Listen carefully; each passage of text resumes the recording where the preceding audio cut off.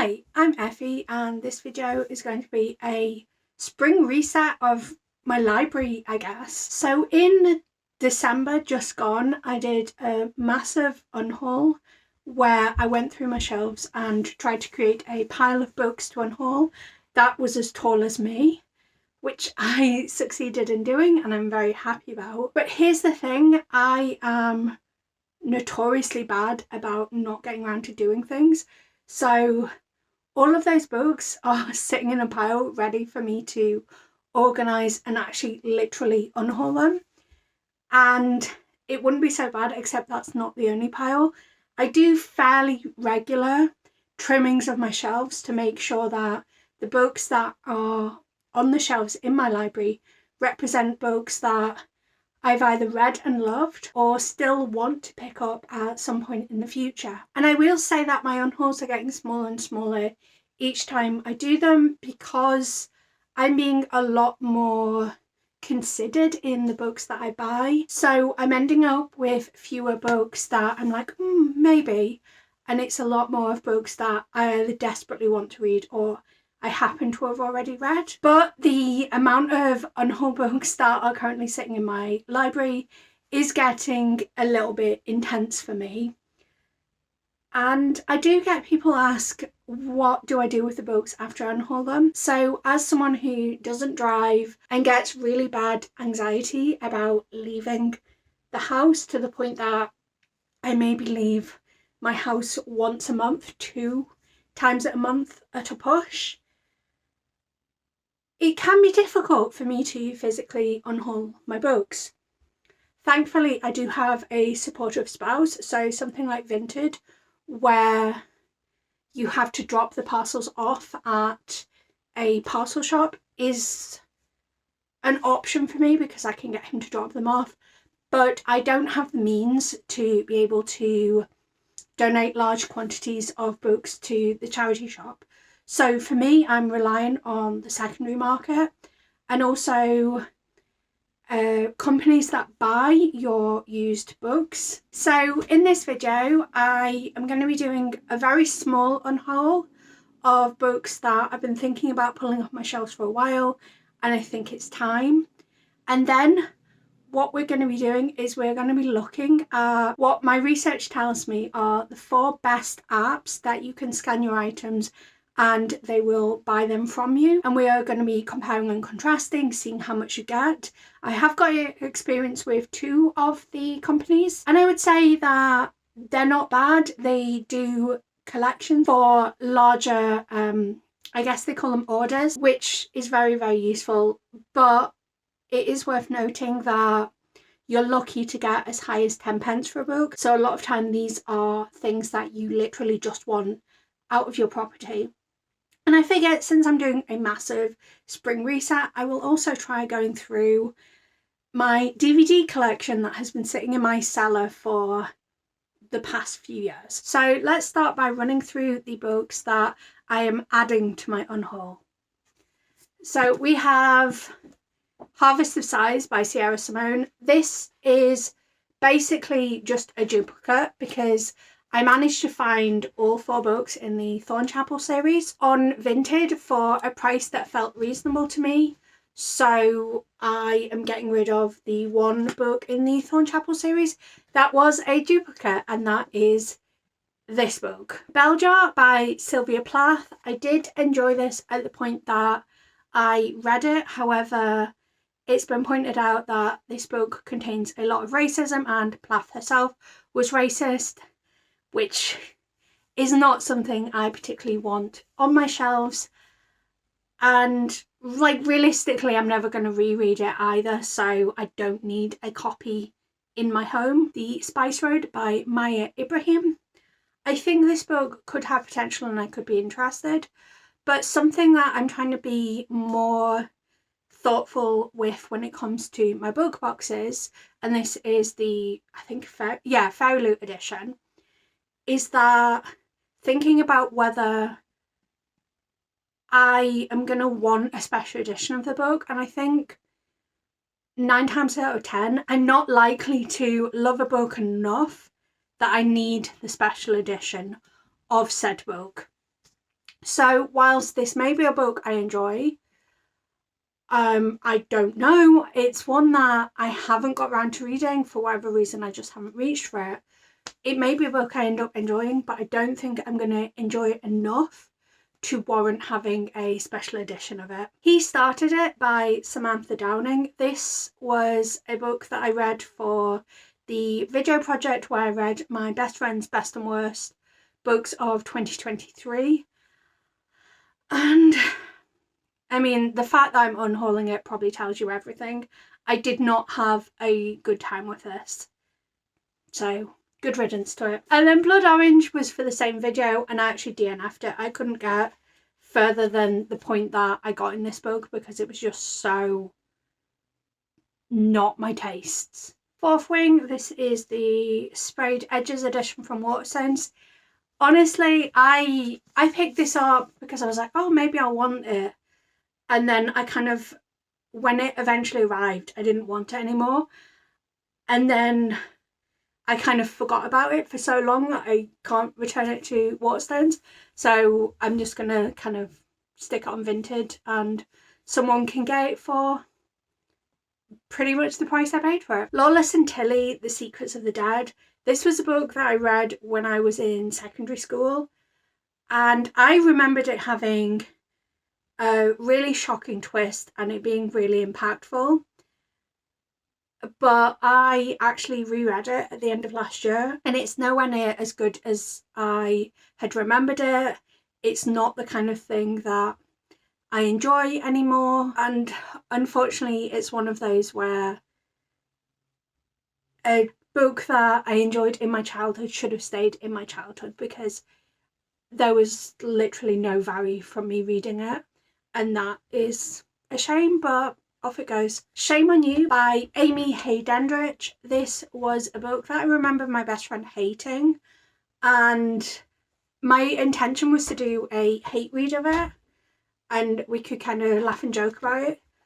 But honestly, I just don't think I am ever going to pick it up. And as a result of the video where I read my best friend's best and worst, I feel fairly confident that a book she disliked, I may enjoy it, but I also don't think it's going to be a new best book for me. And I do remember her absolutely despising this book. Spells for Forgetting by Adrienne Young. This is similar to Spice Road, where I may end up enjoying it when I eventually pick it up, but I do not need a special edition of it. I think as well, picking up The Unmaking of June Farrow at the end of last year and having a not great time with it just kind of solidified that maybe Adrienne Young isn't the author for me. I'm not writing her off just yet, but I think the vibe I got from the first chapter of this book of this may not be for me is probably accurate,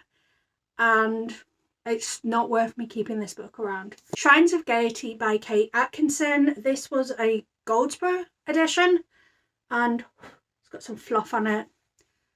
I just don't want it. I did not enjoy Life After Life. I've read it 2 times because I thought, oh, maybe I just wasn't in the right headspace or mood when I first read it and maybe I would enjoy it. I kind of gaslit myself because I know people really enjoy Life After Life, but it was actually even worse the second time around. Like, I'm not saying it was the worst book ever. I think it was like a 3-star read. But based on that, I don't think Atkinson is the author for me. I mean, I know nothing about this book, but yeah, I don't think this is a book I want to keep. Fairy Tale by Stephen King. I've heard bad things about this book, and King may be a titan in the industry, but his writing is, you know, what you'd expect from an old white man. And there are so many books in the world that a book that I've heard is pretty mid and has all the hallmarks of King's old white man writing is just not going to be for me. And then we have The House on the Cerulean Sea, in the Cerulean Sea by TJ Klune. I have never read this, and recently I've just had to say that I need to be honest with myself, and I can't see me ever actually picking up this book. The fact that Clune co-opted trauma that wasn't his own and tried to put a sparkly coat of paint over it, and Indigenous creators from North America have basically spoken out and said how harmful and painful it is, and that they, and have spoken out against this book just reinforces that. I did pick up In the Shadow of the Red Building by, Tony Charlie something. I can't remember his name. I'll pop the cover on screen. And that was a account of one survivor of the residential schools in Canada. And it just sort of reinforced that this is not the kind of thing that you can just put a shiny coat of paint on. And I just don't want to own this book anymore. I did contemplate getting rid of The Extraordinaries, also by TJ Clune, and it is on my maybe it's getting rid of next time list, because I've heard that it's got a pro-cop narrative. I have also heard that Clune listened to feedback as a result of that and has adjusted it later on in the series, but cops are already a hard-selling books for me that I'm not sure it's something I want to read, and I would really appreciate thoughts in the comments. The next few are kind of ones that I've grouped together. So we've got Our Violent Ends and Our Violent Delights by Chloe Gong. I grabbed these from Fairy Loot, and it was when I'd kind of just started my subscription, and I don't know if everyone goes through this with book boxes, but I was so excited to have access to everything that I just bought, special editions indiscriminately, and I've never reached for them. I've heard, some people love them, some people don't love them, and I just don't think I'm ever actually going to get to them. I'm just trying to be realistic with myself, if I'm honest. You can just about see them in the corner of the screen. The next 4 books are from Blood and Ash. So we've got the Illumicrate edition and we've got the Fairy Loot editions, and I'm going to put these down because they're heavy. I read book 1 and it was a deeply mid book for me, and I was going to hold on to the books until I'd continued the series, but I just can't see myself actually reaching for them. I think it was different when I had an Everand subscription and I could just pop the books on as an audiobook, but I think it's very different now that I don't have that subscription and I would have to physically sit down and read these books. And they're not short, they're not particularly well written, if the first book's anything to go by. And I've also heard that the first book is the best in the series and it very quickly drops off. And then there's also the fact that, as I have discussed previously, I want my special editions to be books I actually want special editions of.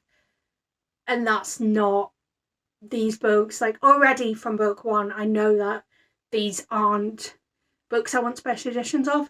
I'm also not particularly in love with what's been done with the editions. If I could combine what Illumicrate and Fairy Loot did with these editions into a singular edition, it would be much better. But I like aspects of one and aspects of another, and not a whole edition in its entirety. And then the final book that I've added to my Unhaul for now is The Adventures of Amina Al-Sarafi. I have actually read this, and this is one that I've kind of put off getting rid of, but I just need to be realistic that I didn't particularly enjoy it. It wasn't revolutionary for me, and I personally don't feel like I need an edition at all, but I don't think I need a special edition, and I would much rather it go to someone who is going to love and appreciate it. So now that we've gone through the books that I'm adding to my Unhaul, the next step is to actually go through and scan all of these books, which I'm not going to lie, scanning into 4 different apps does take time. But the system I essentially work on is I'll scan everything into one app first, and then as I'm doing that, I will put them into piles by price. So all the books I'm offered 8p for go in a single pile, and then 10p, and etc. So I can look at the piles and see how much I'm getting for each of them. And I essentially replicate that across each app until I've separated the books into what is the best price for each company.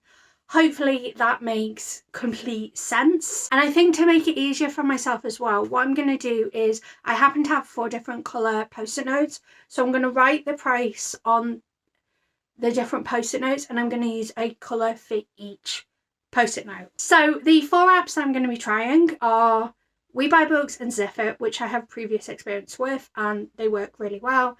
And then we've got MusicMagpie and Zapper. And I will come back at the end and tell you, how much I've essentially been offered, and if I have a feeling on, which app feels like it's the best. And I will tell you what the next steps are going to be. So I guess all that needs to be done now is to get scanning. You'll excuse me if the lighting's a bit pathetic. It's been a long couple of days. So since I filmed my intro to this video, I've gone through and I've scanned everything on the 4 apps, and I've now boxed everything up ready to get collected. So I thought I would give you a bit of data. Hopefully the future me that is getting this video ready to go up has chaptered this video. So if you're not particularly interested in data and stats and whatnot, feel free to skip to the next section of this video.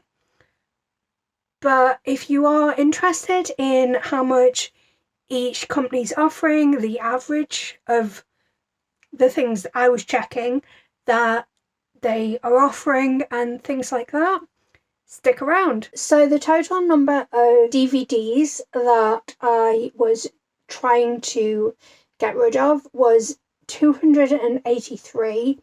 And the total number of books, bear in mind that we're excluding things like special editions, as I will be trying to pop them on Vinted. But the total number of books that I was trying to unhaul that weren't special editions was 159. I should also say that I've never actually tried scanning special editions into the app, although I would imagine the amount you are offered is laughable. We'll get into the numbers in a sec. So with those figures in mind, MusicMagpie accepted 67 of those books to a value of £13.57, which meant that on average they were offering 20p per book. Obviously there were books that they were offering significantly less and books that they were offering a bit more. They accepted 73 of the DVDs for a total value of £12.87, giving them an average of 18p per item. So if I were solely selling through them, the total value would be £26.44. With Ziffit, the number of books they accepted was 36 to a value of £20.70, which means the average that they offered per book was 58p, and they accepted 13 of the DVDs to a value of £6.40, which is an average of 49p per DVD. So if I was going solely with them, the total value would be £27.10. With WeBuyBooks, they accepted 36 of the books to a value of £18.74, which was an average of 52p per item. They accepted 31 DVDs to a value of £10.17, which was an average of 33p per item, which was a total value of £28.91.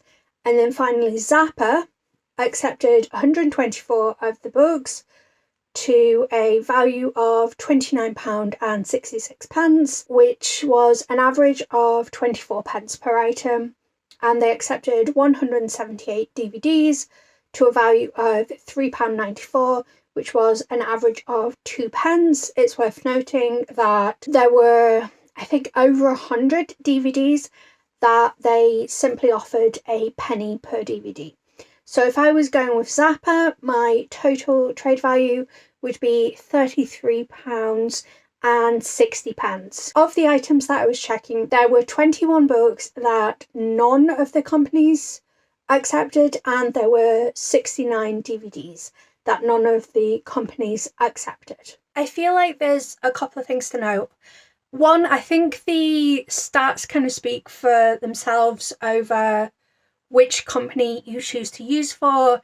Like, my guess, and I wish this video could actually tell you this is the company you should go for, but the nature of the market, I think, is if people started going for one particular company, they'd quickly become the less preferable company because they wouldn't be able to offer as much or accept as much. But I think as a very rough guide, I would say that if you have a large amount of items and you just want rid of them, Zapper's probably your best bet. If you have fewer items, then I would say that the other three companies, it's kind of a gamble which one actually is going to accept the items that you have. I mean, I think realistically, MusicMagpie is probably the least good option, but I was surprised at some of the things that they did accept and how much they were offering for some things. So as much as it's a pain in the backside, it may actually be worth checking on all four companies if you have that time, and the boxes, which I know is a big barrier for a lot of people. Other things to know, the items that these companies accept can change from day to day. We're not talking about large changes, but if you scan everything on one day and you either rescan or you don't complete your trade until like the next day, you may find that items you thought you were going to be able to get rid of are no longer accepted. I think there was maybe only a handful of items that was the case for, but if you are doing a thing where you're checking on all four apps, then you need to try, if possible, to have it all done within one day, which is a ridiculous amount of work, but just to bear in mind that things do change ever so slightly from day to day, and sometimes the value of what you'll be offered will change. I will say that I saw changes in both directions. I saw companies offering slightly more after midnight, and I saw them offering slightly less after midnight. So there's no guarantees, it's kind of a gamble. Another thing to know is that all of these companies have a £5 minimum trade.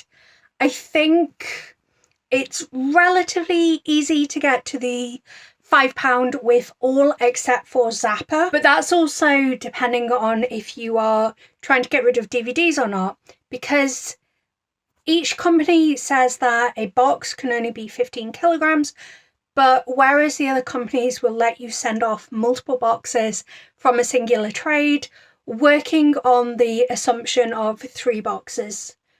I think possibly you might be able to send more than 3 boxes, but I have had issues when it's been more in the past. But Zapper will cut your trade off at 15 kilos and you have to do a separate trade for each 15 kilo box. So if you are just selling DVDs, and a lot of them they're only offering a penny for, it's literally impossible to get to the £5 minimum trade with Zapper, so that's worth bearing in mind. And also think about how you're going to split your trades if you are doing that. What else? I also personally had issue with the Ziffit app. I'm not sure if it was a temporary technical issue or something else, but I was unable to complete my trade in the app and I had to go to the website and manually input all of the barcodes and ISBNs. So that's also something to bear in mind. My phone is it's older than 2 years, but it's not a particularly old phone. So, it's not great if the app has no no longer working. Like, the app seems to function, but when you try to go to trade, it just won't let you progress. But I did manage to complete it when I went to the website. So another thing to bear in mind. And I think the final point that I want to touch on is the fact that at least 2 of these companies have a refer a friend system. So you can get an additional £5 if a friend provides you with their referral code type situation. And those companies are WeBuyBooks and MusicMagpie, but the other 2 may have offers. I know Ziffit offers an additional 10% on your first trade, and also WeBuyBooks incentivizes you for more items, or higher value trades. So if you reach certain thresholds, they'll give you an extra certain percent. So it's worth kind of going in knowing all of that. And in the case of MusicMagpie, a Google, if you don't happen to have a friend, will find you a referral code. So the question now becomes, how much did I actually make from unhauling all of these books and DVDs? I will tell you how much I've been offered, and then I will come back once all of the trades have been completed and the companies have actually paid my money and tell you how much I made, because sometimes they will reject stuff, or you'll just forget to pack things. So I don't count my chickens until I've been paid for them. So the next clip will be me updating on how much each company actually ended up paying me. But I split my books and DVDs across the 4 apps. I think with the exception of one item, which I didn't realise until I was cataloguing everything, I went with the company that offered me the best price for each item. So from MusicMagpie, I should be making £11.95, although I believe that includes a £5 refer friend. So it was £6.95, and then I got an extra £5 on top. From Zapper, because I had to split it into different trades, it was 3 trades of £5, £6, and £11.41 to a total value of £22.41. From Ziffit, it was £10.30, and from WeBuyBooks, it was £13.11. So the total that potentially I will make is £57.77. So I will see you in a little bit to confirm how much I actually made from unhauling all of these books and DVDs. So it's been the best part of a month since I scanned in all of my unhaul books and DVDs into the 4 apps that I was trying out. I have received almost all of my payments, and we will get into that in a sec. From MusicMagpie, I received confirmation that they'd accepted my items and were sending my payment on the 18th, and they sent £11.10. From WeBuyBooks, I got a message on the 14th and they sent £13.11. And Ziffit, I also got a message on the 14th and they sent £10.30. And because I had so many boxes and I didn't want to get confused, or in my head, it made sense to do it this way. I basically sent every box off on a different day. So whilst Ziffit and WeBuyBooks sent across payment on the same day, Ziffit, so the 14th was a Thursday, Ziffit had picked up my order on the Monday, which was the 11th, whereas WeBuyBooks was, I can't remember if it was the Thursday or Friday, but it was the 7th or 8th. So Ziffit by far was the quickest. So that's something to bear in mind, that if you are kind of using these companies, Ziffit is by far the quickest. They are the only company that uses DPD as their collection service. Every other company of these 4 uses Every/Hermes. well, they're called Every now, but some of the companies still refer to them as Hermes. And, you know, this is specifically related to collections. MusicMagpie, I think, was kind of somewhere in the middle, because obviously I said they sent the money on the 18th. I can't remember exactly what day it was collected, but, you know, it was somewhere between the 11th and the 13th. So I would say WeBuyBooks, Ziffit, and MusicMagpie were all like relatively similar time frames. And then we get into Zapper. And I will say that Zapper, I think, are one of those companies that if you view them just as a way of conveniently clearing your fee, then, you know, they're fine. They do what you expect because you are able to clear a lot of items. But I think I've said, like, elsewhere in this video, they don't offer very much money for what they accept. They do accept the largest selection of items, but they do not offer very much money. So Zapper by far took the longest of any of the companies, and in fact, one of the orders, the largest or the highest value one actually, I don't know what's happening with it. I got an email, you know, maybe a week after the box got collected, being like, we've got your box, but the courier's delayed, or something like that. And then I haven't heard anything about that one since. However, I did receive an email on the 26th saying that my £6 order, they had accepted everything and they were going to send me £6. And then I got another email on the 27th saying the numbers should be on screen, but the £5 order, they'd rejected a number of the items, so they were only going to send me £3.88. And like, items being rejected is kind of par for the course with these kind of companies. But what I did find interesting is I keep my books in pretty good condition. Like, I've got no problem with a creased spine, but like if one of my books has got a creased spine, either I got that book secondhand, or like I love that book and I'm not going to get rid of it.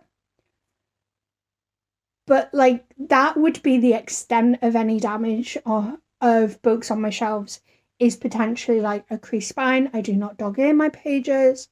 You know, they're not going to have like massive amounts of discoloration. You know, like, you know, condition of books varies and stuff, but in general, the condition of my books is pretty high.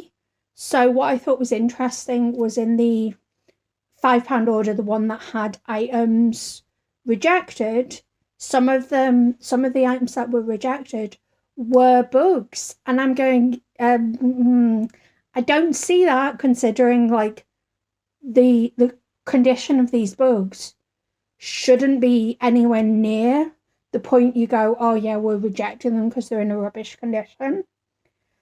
So of the 3 orders that I sent to Zapper, only 2 of them I've received payment from, and despite getting messages on the 26th and 27th, and obviously I am keeping in mind that that was just before Easter, so things might have taken a bit longer, but I got the messages on those days. But unlike the other companies that the payment was sent like the same day as I received the email, Zapper, it wasn't until the 3rd of April that I actually received the money in my account. So I feel like you could draw your own conclusions based on, you know, what I have gotten from all of these companies. Thank you for coming on this spring reset as I unhaul a whole heap of books and DVDs.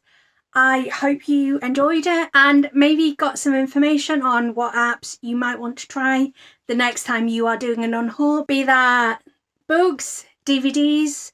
I believe they also accept CDs and games, but I don't have either of those to Unhaul.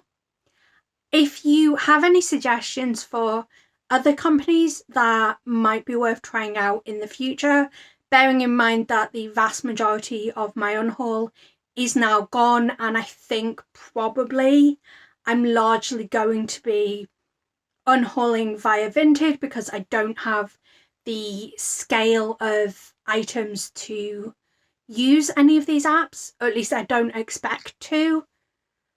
But if you have any suggestions for companies to try and apps to try, I would be interested to know. But until next time, love you. Bye.